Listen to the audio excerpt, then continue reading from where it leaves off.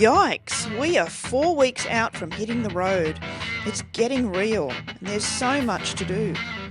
This week we catch up on a bit of housekeeping.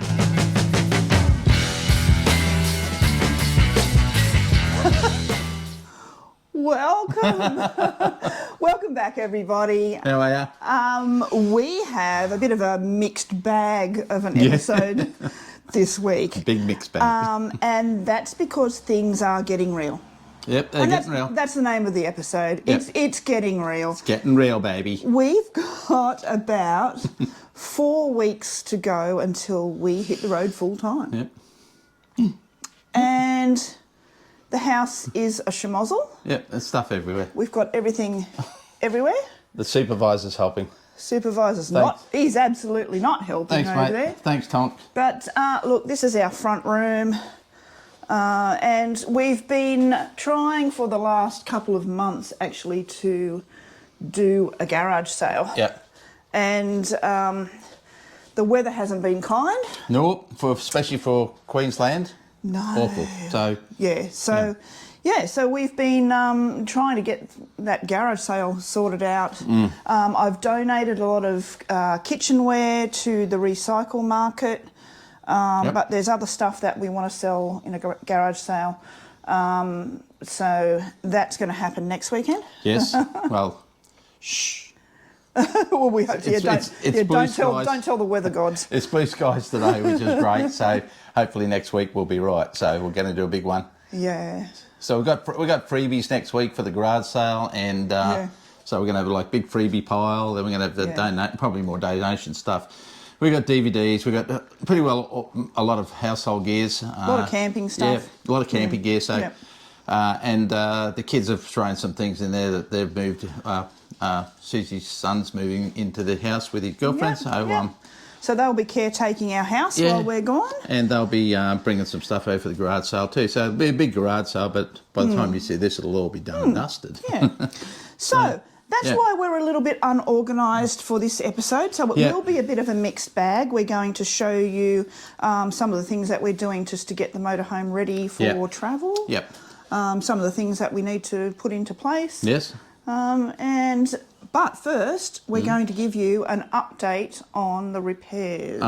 Yes. Okay. Okay, so the repairs. The magic TV. The magic TV, zoom. yes, we have, So, all right, so the repairs, and this is to do with Chachi driving the motorhome into the front of the house. Yeah, which... I'll say it again. You're not the only one that said it. About 10 of our viewers have said it too, and they're never going to listen to it again. No, they're not. They've really given you courage. I encourage it. Keep it coming. Yeah, you do. Okay, so with the repairs, what we did was we took the motorhome to CIL's, who was our insurer, their recommended repairer. They did an assessment on it, and then they said to us that they were going to send it to one of their associated companies. Yeah. And we're not going to name names because we're not into that sort of thing. No. So when we looked up the reviews for that repairer, they were less than ideal. Yep.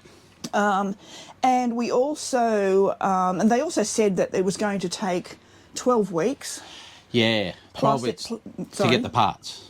12 weeks, and then... Up to 12 weeks to get the parts, And then they said it would take about 3 weeks to have the work done, which concerned us because we're heading off in about 4 weeks' time. And we were going to be living in the motorhome and we didn't want to have to be without it for... Anyway, and then also one of our viewers brought up a really good point. Melody C, thank you very much. She brought up about the warranty. This is the Fiat warranty, not the Jayco warranty.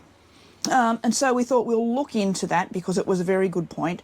So we contacted East Coast and they to get a second opinion. So we took the motorhome to East Coast. We rang CIL, let them know that we wanted to get a second opinion for I guess we're talking about one thing we need to bring up here too, and we didn't mention it, is radiator and air conditioning condenser. Yes. Yeah. So this is the part that we were more concerned about, not so much the panel damage. The first assessor assessed it that it was the air conditioning condenser that needed replacing. That's at right. that stage. Yes. We took it to East Coast. Yep. They actually did another assessment which we paid for ourselves. Yeah. $220. Yeah. They took the panels apart. Yeah, they took the front radiator panels and the covers off. And and they discovered that there was actually more damage than what had been assessed the first time. So the radiator also needed replacing. Yeah, the radiator got actually, when the condensers in the front, air conditioning condensers in front of the radiator, but when the actual hit the building and the pole on the sunscreen actually hit the air condenser but pushed it back into the radiator and then back. So the gap there is very, very thin, and they took photos down, sideways, everywhere, and found that out. So which is interesting, because if we had have gone with just the first assessment, quite likely we would have waited 12 weeks for an air conditioning condenser to come and been replaced, and when they went to do the work they may have found the radiator needed it as well, and that would have been another 12 weeks. Or so maybe that maybe they a wouldn't disaster. have found it. So that's or they may not have found it, and that's another concern. Went to East Coast. Went to East Coast. They were able to source the parts ex-Melbourne, which Both was parts. great, and they both parts, the air conditioning condenser and the radiator, coming up from Melbourne, booked us in this week. And we're dropping it off on the Thursday, picking it up on the Friday. And the parts, when we rang her last week just to say that we'll come out, we'll pay for that and then claim it through CIL, she said, it's about to ring you, the parts are in. So within a week of us saying, yep, you do the work, then we said, do you want us to pay you front up? And she said, no, you pay it when you pick it up. So we basically... just pay it, and we did ring CIL to ask about that, and we can claim the extra assessment fee. So I think we need to explain that East Coast don't do insurance jobs. Work. That's and that's why we are having to pay for it ourselves and then claiming it back from the insurance company. Which we're happy to do. We're happy to do, because they found quite a significant, what could have been quite a significant issue. And it will then go back to the original repairer that did the assessment just for the panels. And we did talk to a lovely lady there, and she said that all the panels, which I think is 3 or maybe 4, are in stock, bar the grill.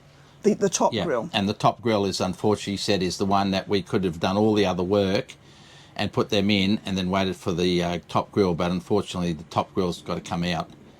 There's got to be they'd have to take everything else off again. So we're just waiting that out. She did say, but in saying that, she said it could be up to 12 weeks, but she's hoping that it comes in earlier. They'll ring us then. Hopefully some of these panels do come pre-painted. If they're not, she said, we'll have paint them. She said about a week, didn't she? About a week. So we'll be, if that's the case, it'll be a matter of coming back to Brisbane or wherever we are. We'll just stay locally, which is fine. We can... but the good news is we can be assured that the mechanical side of it is going to be A-OK as of this week. And we just wanted to say a special thank you to Vera at East Coast. She has been the most helpful lady. They're all lovely there at East Coast. We're very, very happy. Like, we haven't even had our first service, and we've been out there 1, 2, 3 times, and oil things. She got them to check the oil for us, and they did. It's always been accommodating. Vera, you are worth your weight in gold, and they need to give you a pay rise. The check's in the mail. Check's in the mail, Vera. The other thing too about East Coast is that I feel so confident with them that wherever I am, we'll always make sure our services coordinate with us being back in Brisbane, because I have a lot of faith in them. So, and that's my recommendation anyway. Yeah, that's it. Okay. So last week we put a call out for a name for our new piece of equipment, the gimbal. The gimbal. He's a Weeble. So we put a call out for a name, and we had Roxanne suggested Gertie Gimbal. Gertie Gimbal. Melody suggested Goosey Gimbal. Goosey Gimbal. All really good names, but the one we've decided to go with, because he's an action type of equipment, he's going to be doing some stunts. Yeah. Bit like me. Stuntman. So, nothing like you. So, yeah, we've decided to call him Weeble Knievel. Weeble Knievel. Because he is going to be a bit of a stunt cam. That's something else that we've done in the last week. We've launched our website. Yep. That's taken a lot of work. We did originally have a website. I'm so exhausted, honestly. The work damn near killed me. I did absolutely nothing. We did have... Come home in the afternoon. I'm pulling my hair out.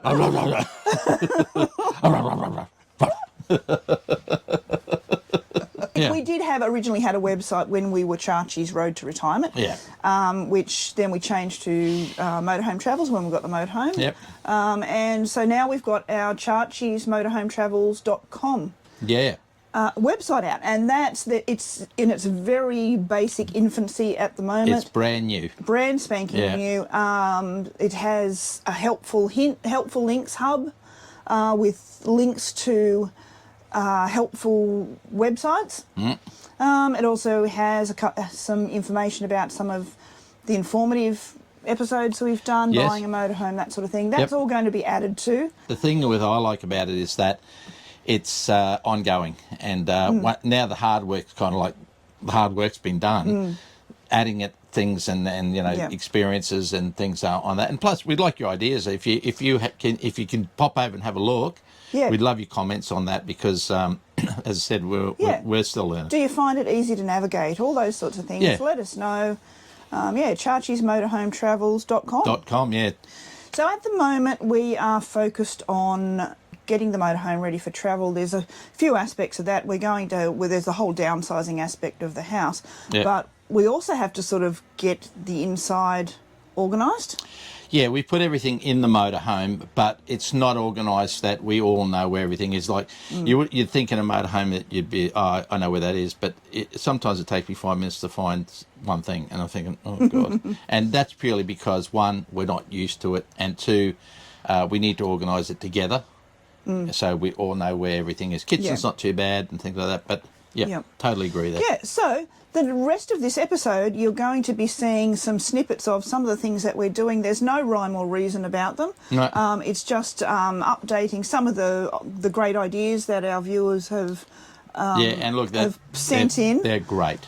They are absolutely fantastic. Yeah. We are blown away with how generous people are with sharing their ideas. Thank you so much for your emails and your messages, sending us photos, letting us know. And, we love compiling them and getting your ideas out there to other people. And the beautiful thing about those tricks and tips for this motorhome, it relates to a lot of them, but it's input from you guys, which we like, because honestly, some of the ones I would never have thought of, Susie would never have thought of, and some of you guys are giving us like 5 or 6, which fantastic, love it. Love it. Yeah, so we're going to put some of those into place, and there's a few other things, so sit back and keep watching. Yep.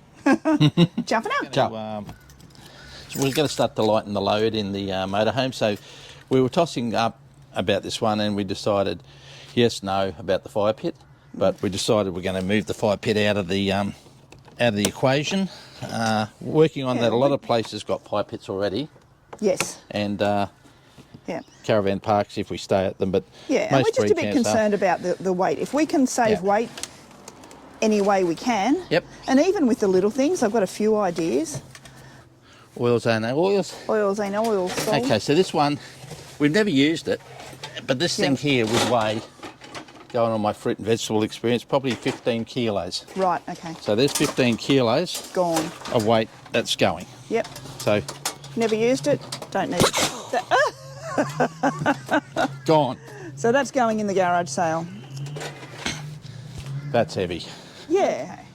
What do we got? All right. So another way now. Look, call me pedantic, if you will. That's why I married you. But when we're considering weight, I figure that even like all the little things count. Oh, of course they do. It's like the old saying, if you look after the pennies, the pounds will take care of themselves. So what I thought I might do is we were carrying around the rolling pin and the pizza cutter, okay? But So what I'm going to do is I'm going to weigh these, and there's a method in my madness. Okay, so the rolling pin, 369 grams. Yep. Yep. So pop that in the calculator, Church. Right, hang on. Let me find the calculator. So 369, Yep. Okay. And our U-Butte pizza cutter that I 259. love, by the way, Yeah. is 259. So how much is that all up? That's 628 grams. Okay. Yeah. So now if I get rid of that, and I know that I can become quite skilled with doing the pizza dough. Yep. And I can roll it out by hand, which is actually the way it's supposed to be done. You're not supposed to use a rolling pin, according to your good mate Adrian. That's right, Adrian. Adrian, the chef. Italian chef. Italiano chef. Good so chef, too. all I'm going to do is I'm just going to swap it for a pizza roller like this. Right. Okay. So I'm going to minus 81 grams. 82 grams it is. 82. Oh, 546. 81. Yep. 546. Okay, so I've saved over half a kilo. That's right, yeah, and that's in the whole just thing. getting rid of that. Yeah. Okay. So another one, now I have got some photos to go up over the top of this, is I've noticed that the red kidney beans, I weighed those. A can of red kidney beans that I had was 482 kilos. 482 kilos, that's a big can. Sorry, not kilos. That's the biggest can of red kidney beans. 480 grams, sorry. And it's supposed to have 400 grams of product in it. Yeah. So that's 82 grams of the product, the can itself. Yeah. Then I found these guys, right? Yep. And it has, the contents is 380 grams, so it's 20 grams less product in that than the can, but in a recipe like your chili con carne, you're not going to notice 20 grams. No. But it comes in at 407 grams. Yeah. So there's a saving there as well. Plus, these guys are Australian owned. I did find, like, there's a whole range. There's lentils, chickpeas. You right there? Just ran to that. And this packaging is supposed to be environmentally friendly. It even has carton versus can on the side. Oh, that's cool. 81% less carbon emissions than steel cans. 69% of renewable materials. So you're not only saving the planet, but you're saving weight, and that's important. Yeah, that's the important thing in these things. Yep, that's right. Now, what else was I going to do? You're going to show them the spice things. Oh, yes. So, yeah, another thing. This is another one, Michelle from Parson By. Thank you very much. I have thanked her before in another video, but I'm thanking her again because she put us onto these spice bags. Yep. Okay, a full spice. It says there's 35 grams of cardamom ground seed there. Yep. It's coming in at 134 grams. So it's about 100 grams per for the packaging. Container. Yeah. So, and what are those ones? Let's see how much one of these weighs. And when you've got a spice rack, comprehensive as my spice rack, actually I'll put a photo up of that. Yeah. One of these, 5 grams. 4 grams. 4 grams. 4 grams. Okay, yeah. Okay, so you're saving 6 grams per... No, well... Oh, no, you're saving... No, that was 100. 100. You're saving 90... Oh, it's over 90 grams. Yeah. Yeah, 90 grams per just thing. the one spice jar. So if you've got 30... get rid of the glass. So if you've got 30 jars of that, that's 3 kilos. And the bonus? Yep, no, they won't rattle. Banging. They won't rattle. No rattle. No king, king, king, king. Okay, so it's all about the little things. You'll also notice that we don't have any hooks or hat racks or photo frames or anything like that. Or pot plants or pot trees plants or whatever. Yeah. Because it all adds weight. Yeah. And the other thing too is all that stuff, I know it's some people got their hats up here, but we got our hats here. Yeah. And we just pop them in there and they're out of the road and we grab them as we go out. But, it's nice and neat and clean. And plus we don't like clutter and some people love hanging things up everywhere. We don't. No. We like clean surfaces, darling. Surfaces. Yeah. Just going back to our last Great Viewer Ideas episode, we mentioned Mark Johns, who gave us the idea of the clips in the Luton Peak, and I said that I had ordered them online. They've arrived, so that's them there. Yep. They're like a sticky hook, curtain rod hook. They've got a spring, they're spring loaded, so that's the way they work. And I'm just going to show you, if you want to just have a look at that, Charge. That's the rod that usually has these clip brackets that are up there, which are really hard to get to. Yeah, there's a couple of clips with. Yeah, you're probably, to be able to do the clips up, you'd have to be in there, which I assume they assume that you're putting those clips up if you're got kids are in there and they can do it from that side. But this is what we're going to do. So we stick those on there. Yep. Open up the clip, and that locks that up. That's going to work. That's going to hold one there, and then they're easy to reach from the outside. Yeah, and the main thing is it's only just to hold any light stuff flying out of the back. Yeah. All right, so I'm going to get to and stick those up. Yep. I'm not going to load it up because I want it to sit and cure for a while. Yeah. Before we actually load it up. Perfect. Okay. Right.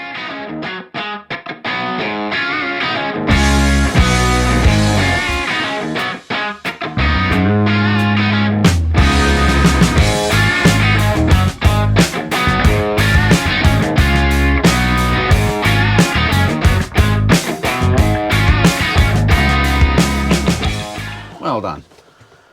Okay. Right. Okay, so the next thing on the agenda, Ray Hemmons, you are a legend because you sent me a link to the freezer door panel. Right there. Yeah, he sent me a link to Caravans Plus. Yep. And a new freezer door panel for our model was $49.95. Now, I had looked it up online previously a couple of months ago, and it was about $260 something. Yeah, for a piece of panel. For a piece of, which is basically just like a piece of aluminium, I think, or steel. It's only sort of light, but so now we're going to get to removing it. Now, the top panel here clicks out. It has clicks, it has like little lugs there all the way along the top. Actually, I might get a bit more light on there. Hang on. I'm just going to get a bit more light on the subject. Yeah, it might help a bit. Yep. So there it is there. Now, to be able to get that out, you need to sort of open the door right up because of that part there. So we've taken that bracket off. So now it should just be a matter of... Close that up now. I'd say it'd be easy just to get you a bit more... Give me a bit more. Lifting. Oh. A bit tight? I'm going to... Yep. Okay. I think it has to sort of slide up. There's insulation in there, so... Oh, okay. Yeah. Okay, so we got the panel out. It took some work. We had watched some videos, and by all accounts it was supposed to just slide out, and there would be a little bit of a piece of cardboard behind there before that foil bit, but ours for some reason has been glued onto the panel. So that made it really, really difficult. So Chachi's just trying to separate the glue, and then we should be able to put it all back in, we hope. Okay, so we've got the cardboard off. This is what we were dealing with here. The back of the freezer panel had been glued. Now, by all accounts, it shouldn't have been glued. Even the Dometic website that I looked up said the panel really should just, when you take the top clip off, the panel should just really slide straight up. And we think it was glued because some of them slipped down, apparently. Yeah, we did find a whole lot of videos saying that the panels do end up slipping down, and I think they must have, that's what they've done.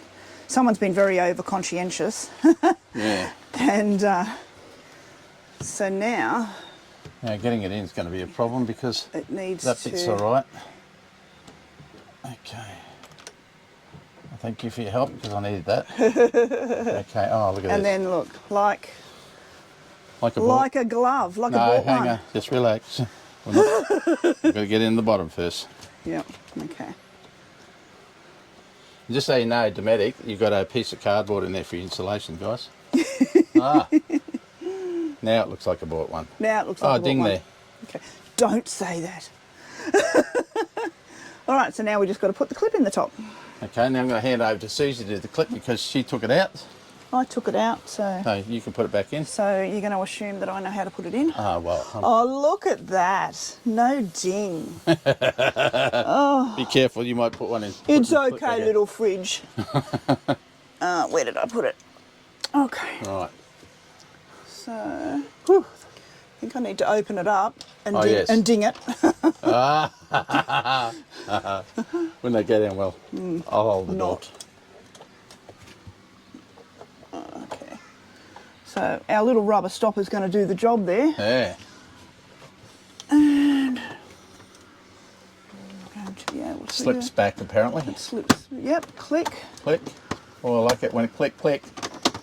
And I'll just put it this way. Look at that. Perfect. Lovely. Hold that for a minute. I'll just give it a little bit of a... Like I bought one. Just a bit of a... Give it a little rub. Give it some love. This is another tool that we picked up. It's from Bright Tools. I saw it on Facebook, but it's a collapsible mop. That actually unscrews. It fits in our section there behind the seat. In here with all the other things. We've got the cleaner Makita vacuum cleaner and everything. Yep. But this is so good because it also comes with these wipes. And when we're saving on water, because water is such a precious resource in a motorhome with limited tanks, that just goes over the top like that. And it's like a wet wipe. Like a massive big wet wipe. Yeah. And they smell amazing. They get into all of it gets right into behind the toilet, all in there. They do smell amazing. Yep. And I even do my house with these. We've got the timber veneer floors. And when that side's dirty, you can turn it over, flip it over, and use the other side. How cool is that? Yep, we found one of those just does the whole floor when we've vacuumed it. And we're not wasting any water out of the tanks. And they're nice and clean and tidy, and then once these are dirty, you just put them in the rubbish and throw them away. That's it. Floor done. Floor done. Probably takes about 2 minutes to do it after you vacuumed. Right. Yep. Okay, so that's it. That's it. For this episode. Yes. Thank you for joining us. Sorry it was such a mixed bag of fruit. Yeah. Do you like the fruit? Mixed bag of fruit, right? Yeah, sorry it was short and sweet, I guess. But yeah, we're in a bit of a panic, getting ready. It's all the little things. We thought we'd just show you, like, just so you can share our nervousness, our everything, our excitement, our everything, because it's been a kind of the last 6 months have been a lead up to the next 4 weeks or so. So the next chapter, and I think we nailed it. I think having that break before we actually hit the road full time was very, very beneficial to us, because so many things we've changed or modified, and that's purely because of the help from you guys. The amount of, as we said before, and we're not trying to blow wind, whatever, but the amount of hints and encouragement and support, and also the subscribers coming on our channel and making it what it is. We really feel close to you guys, and like I said, we comment and reply to all of yous, and we like to think you as friends along on the way. So thanks very much again, and ciao for now. Ciao for now.